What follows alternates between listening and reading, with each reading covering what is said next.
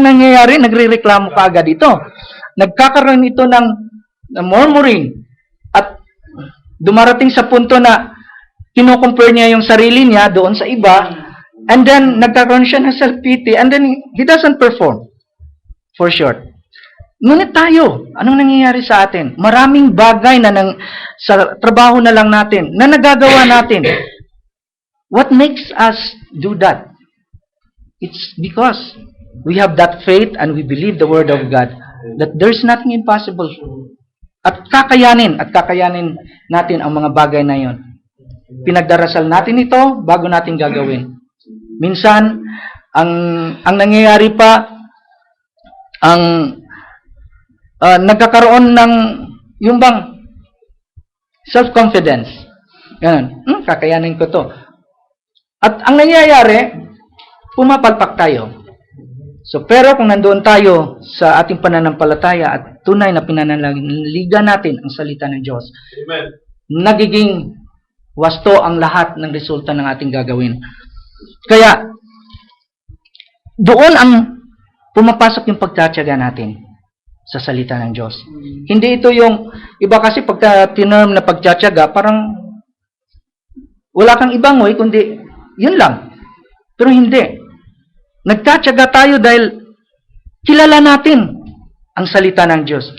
Sabi nga ni Brother Branham dito na, when we come to know the truth, nothing can hinder us. As what he said, faith, when you know faith, nothing hinders. Amen. So, yan ang pinaka-key dito, substance ng pagtsatsaga natin kung bakit ang bawat mananampalataya ay nagsusumikap na nagpupurso sila upang ang salita ng Diyos ay masunod nila, ipamumuhay nila ang salita ng Diyos. Kung ating titingnan ang babae na lumapit kay Jesus, do you think nung siya ay lumapit kay Jesus, wala siyang mga naranasan na kahirapan na lumapit doon kay Jesus? Sa dami ng mga tao, pinagsumikapan niya na siya ay makarating doon sa ating Panginoong Hesus. At nangyari yun, ngunit anong sinabi ng Panginoong Hesus sa kanya? Hindi nararapat, ano? Ngunit, ano ba ang ginawa niya? She is persistent. She has that perseverance. Hindi siya nagpa-apekto sa anuman na kanyang maririnig. Dahil she is determined. She is committed. And she has that faith in first and above all. Dahil nandoon ang pananampalataya niya.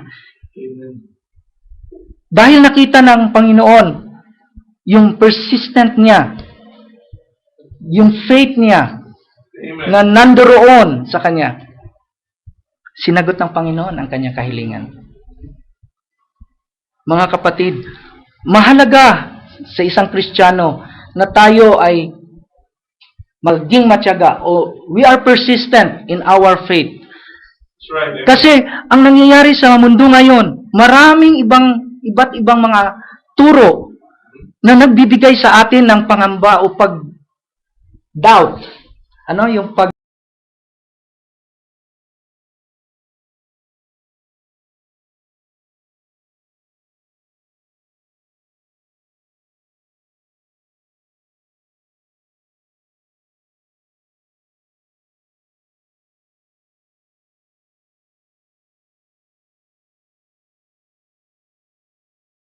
ito'y humahati even sa Espiritu.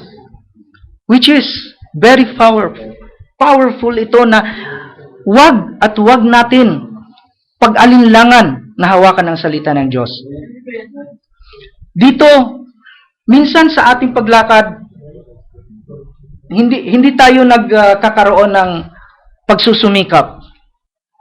Magsumikap tayo. That's right, amen. Dahil kahit ano pa ang mga nangyayari sa kapaligiran natin na nagbibigay sa atin ng mga blockade,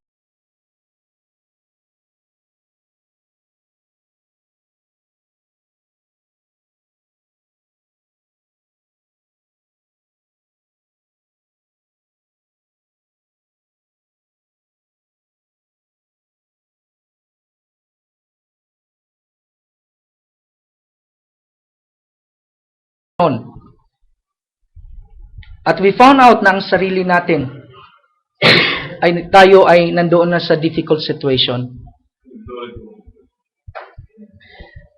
We have given up the Word of God. Nakakalungkot isipin. Minsan sa atin, makikita mo yung kakisigan mo, yung tawag nito, yung kainitan mo sa pagbabahagi ng salita ng Diyos.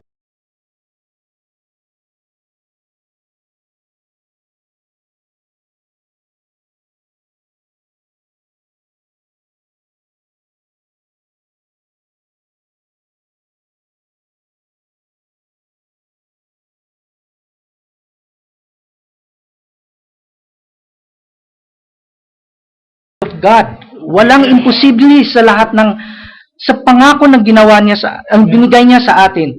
Ito ay nagbibigay sa atin ng kalakasan upang magpatuloy tayo. Dahil ang marami ngayon sa mundo, ginagamit nila ang salita in business. Marami ngayon kalakaran sa mundo. Ginagamit lamang ang salita ng Diyos for business. Bakit ko nasabing for business, mga kapatid? Patawad sa mga salita na ito. Ngunit, ang nangyayari ngayon kasi, may narinig ako na sinasabi nila, if you want to put up a business, a profitable business, put up a church. Bakit? Unang-una, ang church, walang tax. Pangalawa, nandun ang tithes. Isa po ito ngayon nakalakaran sa buong mundo na minsan sinasabi ng mga mananampalataya, nabubulag sila. Hindi tayo dapat magbigay ng tithes. Ang tithes ay saan ba nauukol?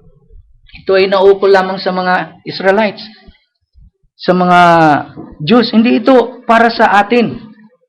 Dahil noong unang panahon, lahat ng itong kautusan ng tithes ay dahil lamang ito sa isang lipi na hindi nagkaroon ng bahagi o mana.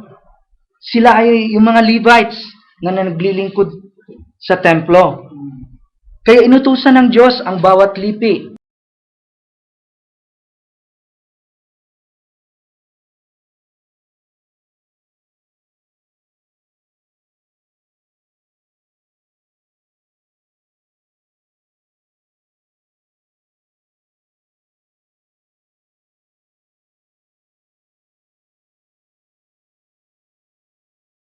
Makikita natin at pinagdarasal natin palagi na nawa dumating sila doon. Hindi natin sila kinokondem, hindi tayo nangungutya sa kanila, ngunit ating pinaparating sa kanila ang katotohanan upang makita nila ang katotohanan sa tithes na hindi sila dapat magpapakahirap sa sarili nila para sundin ito.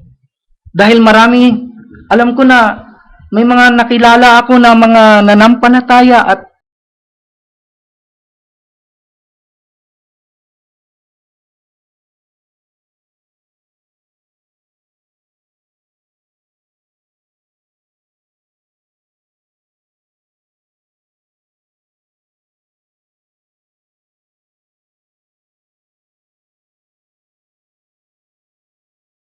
so ang nangyayari, nagiging ganyan ang business.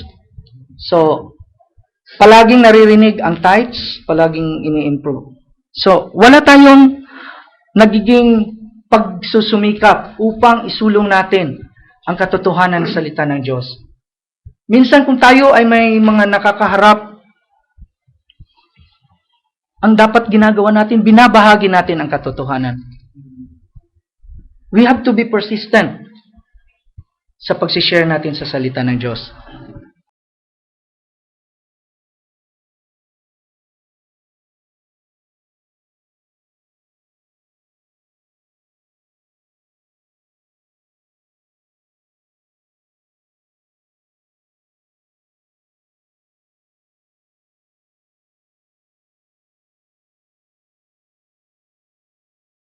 Note, hindi siya isang Jew. Siya isang Gentile. Kaya nga ang Panginoon, nakita niya kung gaano ka siya'y namangha, kung gaano ang yung isang hintil nagkaroon ng ganong klaseng pananampalataya na hindi niya nakita sa kanyang bayan. Kaya we are too blessed na yung biyaya ay nabaling sa atin. Amen.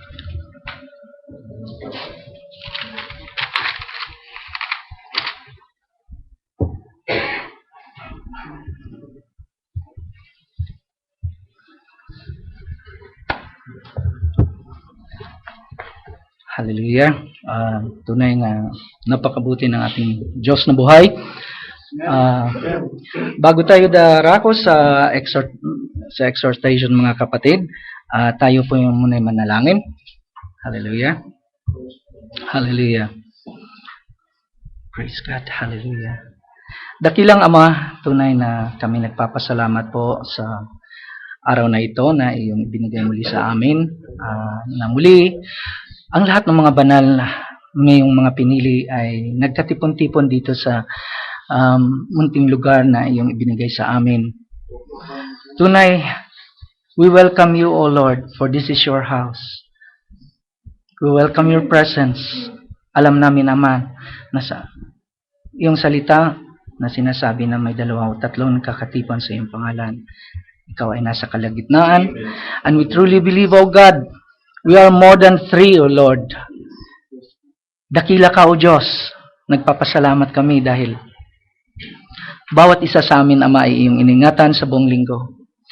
At kami nagpapasalamat po, Ama, sa araw na iyong binigay ngayon dahil muli kami ay tatanggap ng mga panibagong mga salita na nagbibigay sa amin, Ama, ng kalakasan, ang iyong mga salita, yung mga banal na salita, O God, which is settled in heaven already, O Lord. Ito ay hindi mapapamawi o may pagbabago pa. Dahil ito, whatever you promise, O God, ito alam namin na ito ay iyong gaganapin. Amen. O dakilang Diyos, maraming salamat. Salamat na ang munting exhortation na ito ay pawang magbibigay muli sa amin, Ama, ng karagdagan na kasiglahan sa pagpatuloy sa aming pananampalataya. Sa pananampalataya namin, Ama, na ang pagbabalik ng anak mo ay muli ikaw ang siyang magtatalaga sa kanya sa takdang oras na ikaw ang susugo na upang lahat kami ng mga pinili ay kukunin. Nawa, Ama, sa silid na ito, ang bawat isa ay naroon na nawa sa kahandaan, O God. Dahil alam namin naman na malapit na ang pagbabalik ng anak mo. Nagsusumika po kami, O God, na makita mo ang bawat buhay namin, Ama, na masumpungan mo na ikaw ay nagagalak, natutuwa ka na kami ay sumusunod sa banal mong salita. Tulungan mo po kami, Ama, sa mahina naming katawang ito. Minsan kami ay nagkakamali. Ngunit, gaya ng iyong salita, Ama, dapat kaming bumalik sa iyong salita. Dahil doon namin masusumpungan ang katotohanan at ito ay magtutuwid sa amin, Ama, at magtuturo sa amin, Ama, sa tamang landas upang kami ay maging ganap na tagasunod ng anak mo, ang aming Panginoong Hesukristo. Dakilang Diyos, dinadalangin ko po, O God, wala akong kakayanan sa lahat ng pagpapaliwanag sa iyong salita. Ngunit ako ay malaya, Ama, na magpapagamit sa iyo. Kayo ang mangusap, hindi nawa makita ang aking kahinaan. Ngunit ang kalakasan ng iyong salita ang siyang mamumutawi sa aking bibig. Maraming salamat po, O God. At ang lahat ng ito ay aming binabalik sa inyo. Papuri at pagsamba, ang lahat ng kaluwalhatian ay mapasa inyo lamang. Sa tanging pangalan ng bugtong mong anak, ang aming Panginoong Hesukristo. Amen. Hallelujah. Maaari na po tayong umupo, mga kapatid. Praise God.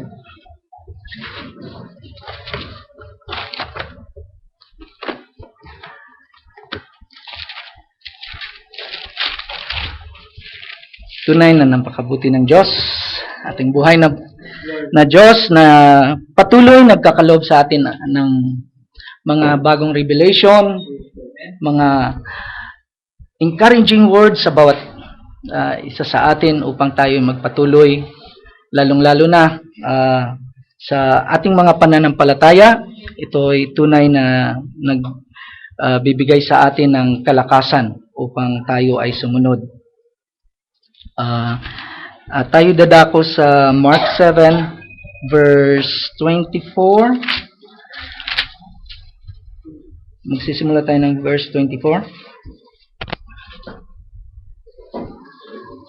Mark 7.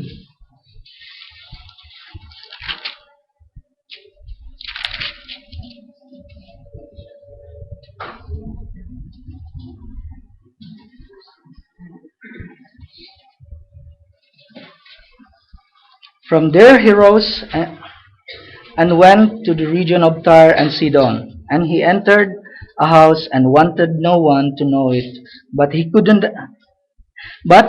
be hidden. For a woman whose young daughter had an unclean spirit heard about him, and she came and fell at his feet. The woman was a Greek, a Syrophoenician by birth, and she kept asking him to cast the demon out of her daughter. But Jesus said to her, "Let the children be filled first, for it is not good to take the children's bread and throw it to the little dogs."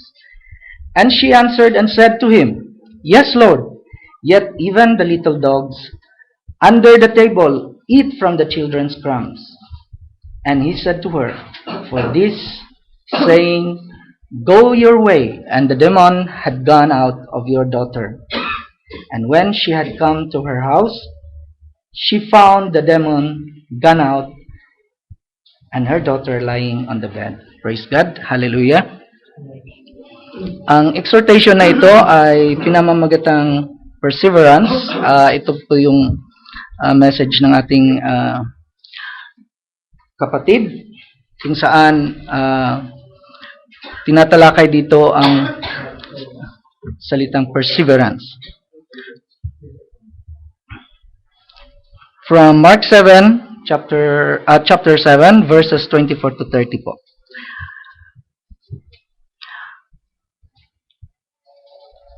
Kung ating titingnan ang salitang perseverance sa dictionary, marami itong binabanggit na magkasing halaga o magkasing meaning. Dito sa dictionary, makita natin na ang perseverance, ito ay tumutukoy as a patient effort. It is being able to bear difficulties calmly and without complaint. Trying again and again. Being determined, already persistence in adhering to course of action. Dito tinatawag sa ng ating kapatid ay, in other words, persistent. Ano ba ang persistent? Ano ang kahalagaan ng salitang ito bilang mananampalataya? Nakikita rin ba ang perseverance na ito, kung ating makikita na ito ba ay present din sa mga